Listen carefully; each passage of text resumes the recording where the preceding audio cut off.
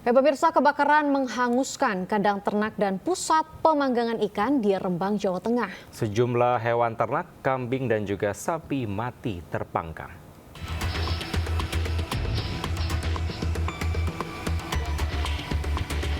Api membakar kandang ternak dan pusat pemanggangan ikan di desa Pasar Banggi, Rembang, Jawa Tengah. Kandang yang terbuat dari bambu dan kayu membuat api cepat meluas dan sulit dipadamkan. Petugas damkar berjibaku memadamkan api. Sedikitnya 6 kandang, 2 bangunan pemanggangan ikan, 3 ekor sapi, 2 ekor kambing, 1 alat pendingin ikan, dan 1 unit sepeda motor hangus terbakar. Setelah itu biasa berlari sama Pak suami. Sini terus manggili sama tetangga-tetangga. Tapi keadaan apinya sudah membesar. Setelah lebih dari 2 jam, api berhasil dipadamkan. Pemilik kandang hanya bisa pasrah menyaksikan ternaknya mati terpanggang. Kerugian diperkirakan mencapai ratusan juta rupiah. Penyebab kebakaran diduga akibat korsleting listrik. Dari Rembang, Jawa Tengah, Musyafa melaporkan. Pemirsa, ular kobra sepanjang 1,5 meter masuk ke rumah warga di Depok, Jawa Barat. Warga yang resah dengan keberadaan binatang melata itu kemudian berupaya mengevakuasinya.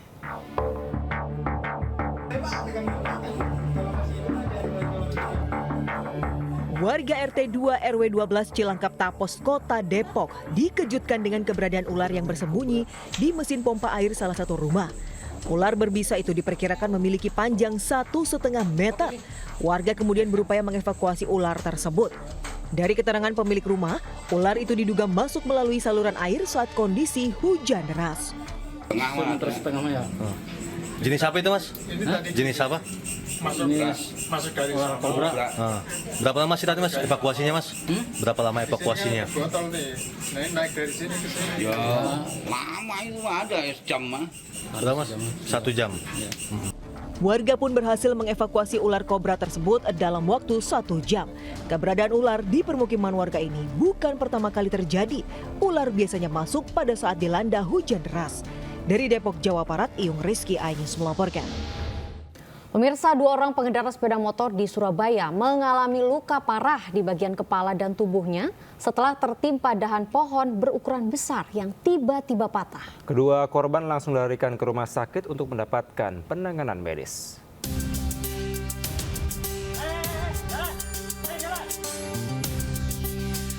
Tim medis dari PMI Kota Surabaya berupaya menolong Farhan Perdana, 27 tahun, dan Jessica, 23 tahun, yang tertimpa dahan pohon saat melintas di Jalan Raya Rungkut Industri Sier, Surabaya. Keduanya terluka parah di kepala dan sejumlah bagian tubuh usai tertimpa dahan pohon sono berukuran besar yang tiba-tiba patah. Herannya, saat kejadian tidak ada angin kencang maupun hujan. 2 unit sepeda motor juga alami kerusakan parah. Usai mendapat pertolongan pertama, kedua korban langsung dilarikan ke IGD RSI Jemur Sari, Surabaya. Sementara patahnya dahan pohon berukuran besar ini diduga akibat kurangnya perawatan pertamanan. Dari Surabaya, Jawa Timur, Diyuda Prawira, iNews melaporkan. Seorang pelajar yang jatuh saat mendaki Gunung Saeng, Bondowoso, Jawa Timur akhirnya dievakuasi petugas. Jenazah dievakuasi dari jurang dengan kedalaman 150 meter.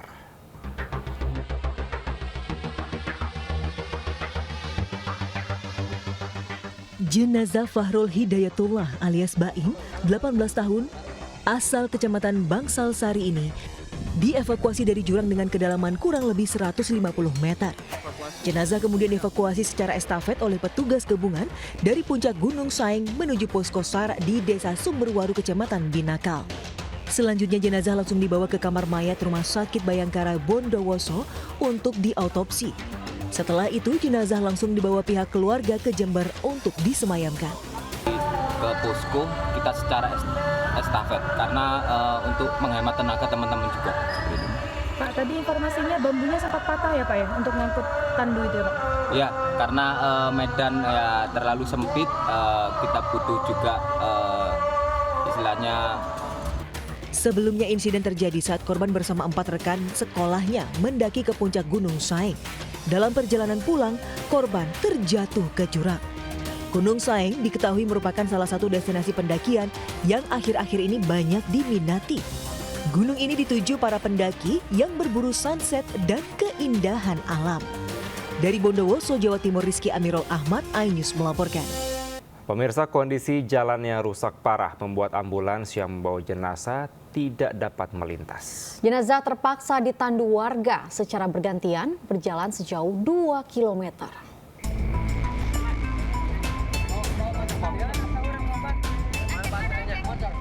Sejumlah warga Kampung Pasir Gebang di Kabupaten Lebak, Banten menandu jenazah Sataria 50 tahun melewati jalan rusak dan berlumpur. Dengan menggunakan bambu dan kain sarung sebagai tandu darurat, warga secara bergantian menandu jenazah menuju rumah duka. Hal ini dilakukan lantaran mobil ambulans tidak bisa melintasi jalan yang rusak dan berlumpur. Jalannya rusak. Bahkan apalagi motor juga nggak bisa.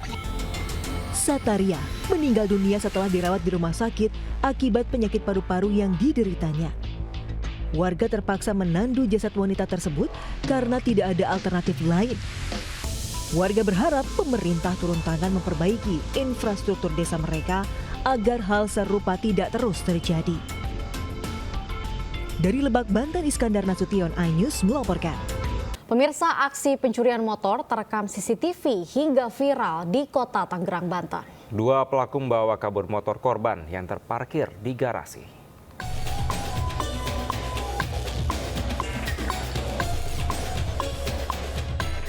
Dua pelaku curanmor terekam kamera CCTV saat beraksi di salah satu kontrakan kawasan Nambo, Karawaci, Tangerang, Banten. Dua pelaku melakukan aksinya bergantian hingga membawa kabur motor incarannya.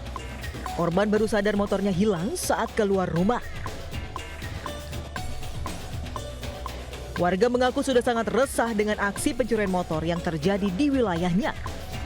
Namun pihak kepolisian belum melakukan tindakan. Warga berharap polisi segera menangkap pelaku yang selama ini meresahkan warga. Dari Tangerang, Banten, Sukron, iNews melaporkan. Pemirsa, diduga rapuh atap sebuah mal di Surabaya, Jawa Timur ambrol. Pihak manajemen mal memastikan tak ada korban dalam kejadian ini.